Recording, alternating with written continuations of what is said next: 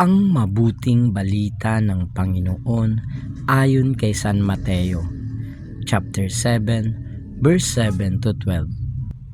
Noong panahong iyon, sinabi ni Jesus sa kanyang mga alagad, "Humingi kayo at kayo'y bibigyan.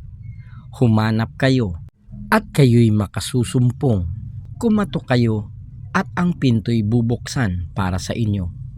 Sapagkat tumatanggap ang bawat humihingi, nakasusumpong ang bawat humahanap, at binubuksan ang pinto sa bawat kumakatok. Bibigyan ba ninyo ng bato ang inyong anak kung humihingi ng tinapay?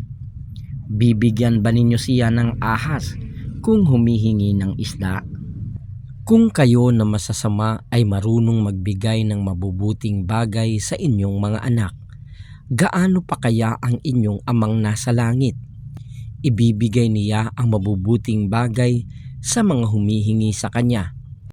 Kaya gawin ninyo sa inyong kapwa ang ibig ninyong gawin nila sa inyo. Ito ang kahulugan ng kautusan ni Moises at ng turo ng mga propeta." Ang mabuting balita ng Panginoon. Pinupuri ka namin, Panginoong Hesukristo.